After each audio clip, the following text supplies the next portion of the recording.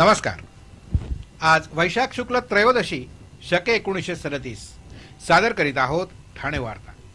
ठळक घडामोडी। अक्षय ऊर्जा अभियानांतर्गत रहेजा कॉम्प्लेक्समध्ये ऊर्जा परीक्षणाचा शुभारंभ।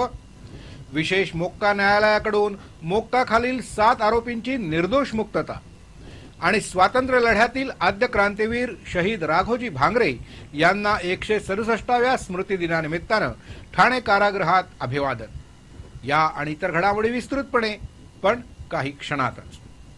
ठाणे वार्ता पहा श्रीस्थानक वाहिनीवर। आता सकाळी 9:15 पासून रात्री 9:15 पर्यंत ठाणे वार्ता, ठाण्यातील पहिलं दृकश्राव्य माध्यम। श्रीस्थानक वाहिनी ठाण्याची स्वतःची वाहिनी। ठाण्यातील घडामोडी, कार्यक्रम, वादविवाद, अगदी गाणी, नाटकं याचा आनंद घर बसल्या पहा श्रीस्थानक वाहिनी। आपल्या ठाण्याचं हक्काचं व्यासपीठ श्रीस्थानक वाहिनी। ठाणे वार्ता आता संकेतस्थळावर देखील ठाणेवार्ता.com वर क्लिक करा आणि ठाण्याच्या घडामोडी जाणून घ्या। ठाण्यातील पहिलं ऑनलाईन माध्यम ठाणेवार्ता.com। नमस्कार मंडळी, दर रविवारी पाहायला विसरू नका। नमस्कार मंडळी, आपल्या प्रश्नांचं थेट उत्तर। ठाणे वार्ता पहा श्रीस्थानक वाहिनीवर। आता सकाळी 9:15 पासून रात्री 9:15 पर्यंत ठाणे वार्ता, ठाण्यातील पहिलं दृकश्राव्य माध्यम।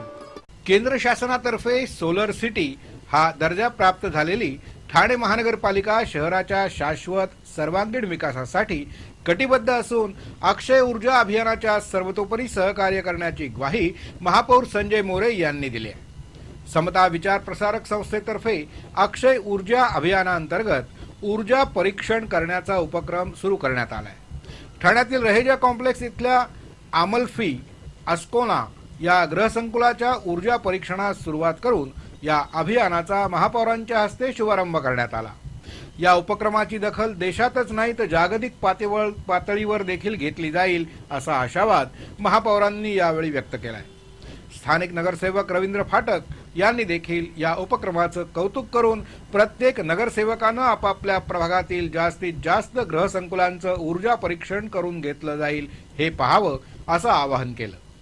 या गृहसंकुलाचे अध्यक्ष संजय वढावकर यांनी विजेचं बिल दिवसेदिवस वाढत असल्यामुळे ऊर्जा परीक्षण करून घेण्याचा निर्णय घेतला असल्याचं सांगितलं।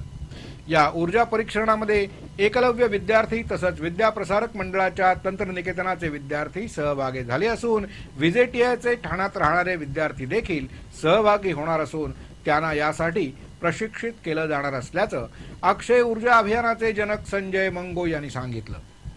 यावेळी प्रत्यक्ष ऊर्जा परीक्षण करणारे तज्ज्ञ विनय पाठक, प्रमोद दासपुते, राजेश मेहतर यांचा महापौरांच्या हस्ते गौरव करण्यात आला। महाराष्ट्र दिनाच्या निमित्तानं काल ठाण्यामध्ये पोलीस वाद्यवृंदातर्फे सांस्कृतिक कार्यक्रमाचं आयोजन करण्यात आलं होतं। पोलीस वाद्यवृंदात नेहमी दिसणाऱ्या ब्रास बँडची जागा आता नवीन कलांगण बँडनं घेतली आहे। यापूर्वी केवळ ब्रास बँड नावानं बँड पथकाची ओळख असायची, पण आता यामध्ये स्कॉटलंड यार्डचा पाईप बँड सामील करण्यात आलाय। राज्य राखीव पोलीस दलाच्या कर्मचाऱ्यांना याचं प्रशिक्षण देण्यात आलं आहे। काल मासुंदा तलाव, उपवन, हिरानंदानी मेडोज आणि हिरानंदानी इस्टेट इथं पोलिसांच्या वाद्यवृंदानं देशभक्तीपर गीतं सादर करून महाराष्ट्र दिन साजरा केला। पोलिसी वाद्यवृंदाचं हे वादन पाहण्यासाठी ठाणेकरांनी देखील मोठीच गर्दी केली होती। ठाणे महानगरपालिका क्षेत्रातील दिव्याची लोकसंख्या 4,000वरून 4 लाखावर गेली असताना देखील दिव्यात पोलीस ठाणं नसल्यामुळं दिव्यासाठी स्वतंत्र पोलीस ठाण्याच्या मागणीकरता दिवावासीय थेट मुख्यमंत्र्यांची भेट घेणार आहे। संवेदनशील अशा मुंब्रा पोलीस ठाण्यातून दिव्याचा कारभार पाहिला जातो। मुंब्र्यासह दिव्यात देखील गुन्हेगारांनी थैमान घातलाय। दिव्यामध्ये चोऱ्या, घरफोड्या, विनयभंग, हत्या असे प्रकार नित्याचेच झाले। दिव्यासाठी स्वतंत्र पोलीस ठाण्याची निर्मिती करावी अशी दिवावासियांची मागणी आहे, पण याबाबत कुठलेच सरकार ठोस भूमिका घेत नसल्यानं आता दिवावासीय थेट मुख्यमंत्र्यांचीच भेट घेऊन त्यांच्याकडे स्वतंत्र पोलीस ठाण्याची मागणी करणार आहेत। ठाणे वार्ता पहा श्रीस्थानक वाहिनीवर।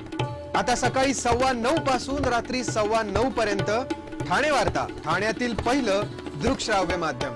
आपला परिसर स्वच्छ आणि सुंदर ठेवण्यासाठी ठाणे महापालिकेत सहकार्य करा. ओला सुका कचरा वेगवेगळा जमा करा आणि रोगराईपासून मुक्तता मिळवा. ठाणे वार्ता आता संकेतस्थळावर देखील ठाणेवार्ता.com वर क्लिक करा आणि ठाण्याच्या घडामोडी जाणून घ्या. ठाण्यातील पहिलं ऑनलाईन माध्यम ठाणेवार्ता.com. डॉक्टर आणि रुग्णांचं पिढ्यानपिढ्यांचं जिव्हाळ्याचं नातं म्हणजेच डॉक्टर बेडेकर हॉस्पिटल. आता अत्याधुनिक सोयी सुविधा आणि तंत्रज्ञान युक्त वंध्यत्व निवारण केंद्रात IVF आणि टेस्ट ट्यूब बेबीचीही सुविधा. Doctor Bedekar hospital, Maharshi Karvepath, Thane. 65 वर्षांची निरंतर सेवा. Jaipuri jewellery exhibition cum sale. 50% बचत. American diamond sets, mangalsutra, fancy bracelet, fancy earring top, radium आणि गोल्ड प्लेटेड बांगड्या आणि अन्य ज्वेलरी फक्त जयपुरी ज्वेलरी एक्झिबिशन मध्ये. अशोका बेसमेंट जवळ, गोखले रोड, नौपाडा, ठाणे पश्चिम. ठाणे वार्ता पहा श्रीस्थानक वाहिनीवर. आता सकाळी 9:15 पासून रात्री 9:15 पर्यंत. ठाणे वार्ता, ठाण्यातील पहिलं दृकश्राव्य माध्यम. शेतकऱ्यांना थेट ग्राहक मिळावा आणि ग्राहकांना स्वस्त दरात आंबा मिळावा यासाठी ठाण्यात आंबा महोत्सवाचं आयोजन करण्यात आलंय. संस्कार आणि कोकण विकास प्रतिष्ठानच्या वतीनं गेली 10 वर्ष या आंबा महोत्सवाचं आयोजन केलं जात आहे. गावदेवी मैदानातील या आंबा महोत्सवाचं काल बालकलाकार मनविता जोशी हिच्यासह 5 लहान मुलींच्या हस्ते करण्यात आलं. 1 ते 10 मे या कालावधीत हा आंबा महोत्सव आयोजित करण्यात आलाय.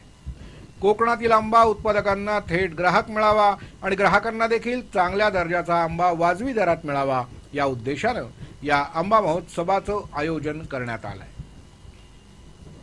एका महिलेसह 7 जणांची पुरेशा पुराव्याअभावी मोक्का आरोपातून विशेष मोक्का न्यायालयाच्या न्यायमूर्ती UM नंदेश्वर यांनी निर्दोष मुक्तता केली आहे.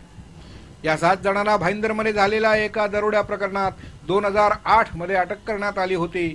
नंतर त्यांच्यावर मोक्का कायद्यानुसार कारवाई करण्यात आली. हे 7 आरोपी उस्मानाबाद जिल्ह्यातील कळंब तालुक्यातील होते. हे सर्वजण कुप्रसिद्ध अशा चड्डी बनियन गँगचे सदस्य होते. या गँगनं पूर्ण राज्यात धुमाकूळ उडवून दिला होता. या गँगचा म्होरक्या राजेंद्र काळे याच्या विरोधात विविध पोलीस ठाण्यात अनेक गुन्ह्यांची नोंद आहे. भारताच्या स्वातंत्र्य लढ्यातील आद्य क्रांतीवीर शहीद राघोजी भांगरे यांच्या 167व्या स्मृतिदिनानिमित्तानं ठाणे कारागृहात त्यांना अभिवादन करण्यात आलं. अहमदनगर जिल्ह्यातील अकोले भागातील आद्य क्रांतिकारक शहीद रामा किरवा यांना 1830 मध्ये इंग्रजांनी फाशी दिलं. यामुळे तरी आदिवासी बंडखोर शांत होतील असं इंग्रजांना वाटत होतं. रामाचा जोडीदार राघोजी भांगरे यांनी बंडात सहभागी होऊ नये यासाठी इंग्रजांनी त्यांना आपल्या नोकरीत घेतलं. पण त्यांचा पिंड क्रांतिकारकांचाच असल्यामुळं शासकीय नोकरीत त्यांचं मन रमेना आणि त्यांनी ही नोकरी सोडून बंडात उडी घेतली. उत्तर पुणे आणि अहमदनगर जिल्ह्यात त्यांनी बंड उभारलं. 1838 मध्ये रतनगड किल्ल्याच्या परिसरात बंडानं व्यापक रूप धारण केलं. राघोजी भांगरे यांना 2 जानेवारी 1848 मध्ये पंढरपूर इथं अटक झाली. नंतर त्यांच्यावर राजद्रोहाचा खटला चालवण्यात आला आणि एकतर्फी सुनावणी करत भांगरे यांना फाशीची शिक्षा ठोठावण्यात आली. 2 मे 1848 मध्ये त्यांना फाशी देण्यात आली. या महान क्रांतिकारकाला अभिवादन करण्यासाठी आदिवासी आज ठाणे कारागृहात जमले होते. तिथल्या स्मृतिस्तंभाला पुष्पचक्र अर्पण करून अभिवादन करण्यात आलं.